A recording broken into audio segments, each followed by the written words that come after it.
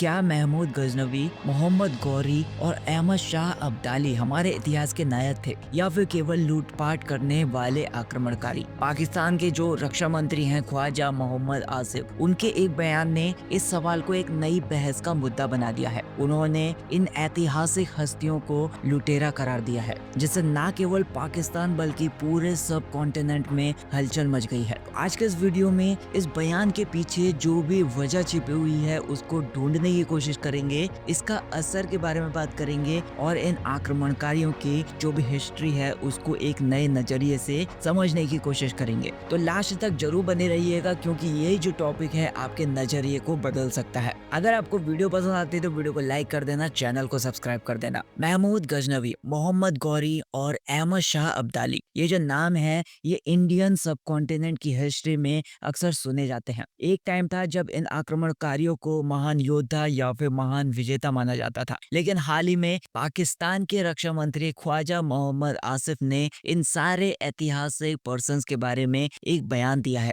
जिससे न केवल पाकिस्तान बल्कि पूरे सब कॉन्टिनेंट में एक नई बहस छेड़ दी है। उन्होंने इन आक्रमणकारियों को लुटेरा करार दिया है। तो आज के इस वीडियो में हम इस बयान की जो भी प्रभाव हो सकते हैं उसके ऊपर नजर डालेंगे, पाकिस्तान में इसके जो भी परिणाम हो सकते हैं उसके ऊपर नजर डालेंगे और इससे जुड़े हुए जो भी ऐतिहासिक और राजनीतिक पॉइंट्स हैं उसको समझने की कोशिश करेंगे। तो पाकिस्तान के जो रक्षा मंत्री हैं ख्वाजा मोहम्मद आसिफ, उन्होंने हाल ही में एक टीवी इंटरव्यू में ये कहा कि मोहम्मद गजनवी, मोहम्मद गौरी और अहमद शाह अब्दाली, इनको हीरोज के रूप में नहीं देखा जाना चाहिए, मतलब इनको नायकों के रूप में नहीं देखा जाना चाहिए। उन्होंने ये साफ कह दिया कि ये जो लोग हैं वो इंडियन सब कॉन्टिनेंट में केवल लूटपाट के उद्देश्य से आए थे। अब ये जो बयान था ना केवल पाकिस्तान की टेक्स्ट बुक के पारंपरिक दृष्टिकोण के खिलाफ है, बल्कि पाकिस्तान की जो भी सांस्कृतिक मानसिकता है उसको भी चुनौती देता है, जिसने इन सारे पर्सन्स को एक ऐतिहासिक नायक मान लिया है। आसिफ के बयान के बाद पाकिस्तान में राजनीति और सामाजिक बहस छिड़ गई है। कई लोग उनके बयान का समर्थन भी कर रहे हैं। वो ये कहते हैं कि जो हिस्ट्री है उसको सही दृष्टिकोण से देखा जाना चाहिए। वहीं पर अगर कई धार्मिक ग्रुप्स के बारे में बात करें या फिर जो भी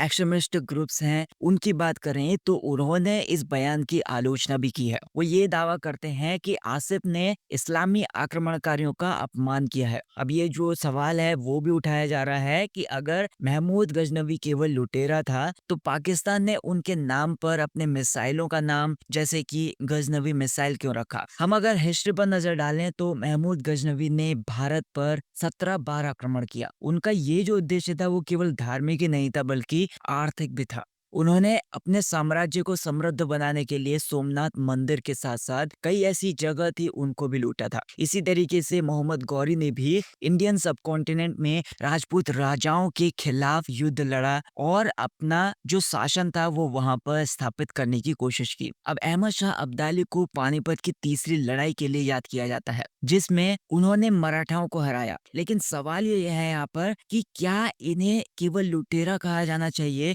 या फिर उनके जो योगदान था या फिर जो भी नेगेटिव प्रभाव वो छोड़कर गए हैं उनको वो समझना चाहिए। एनालिस्ट का ये मानना है कि जो ख्वाजा आफिस का बयान है हाल ही में पाकिस्तान और अफगानिस्तान के बीच में जो भी तनाव है उसके रेफरेंस में आया है। पाकिस्तान ने हाल ही में अफगानिस्तान में हवाई हमले किए, जिसने दोनों देशों के बीच में जो भी संबंध थे उसको और बिगाड़ दिया। अब ये माना जाता है कि आफिस का जो बयान है इस बात का संकेत है कि पाकिस्तान अब इन ऐतिहासिक पर्सन्स पर अपनी पहचान बनाना ही नहीं चाहता, खासकर ये जो पर्सनैलिटीज हैं अफगानिस्तान से जुड़े हुए होते हैं। इस बयान ने पाकिस्तान की जो राजनीति है उसको भी विभाजित कर दिया, उसको भी डिवाइड करके रख दिया है। कुछ लोग इसे एक साहसिक कदम मानते हैं जो पाकिस्तान को अपने पास्ट की ओर ज्यादा जो ऑथेंटिक अप्रोच है उसको अपनाने में मदद करेगा। वहीं कुछ ऐसे लोग हैं इसे एक गैर जिम्मेदार और फालतू बयान मानते हैं जो विवाद पैदा करता है। अब ये भी देखा गया है कि ख्वाजा आसिफ की अपनी पार्टी के कई ऐसे सदस्य हैं उनके बयान से असहमत हैं। अब ये जो बयान है वो भारत के लिए भी एक सबक है। हमें भी अपनी हिस्ट्री के प्रति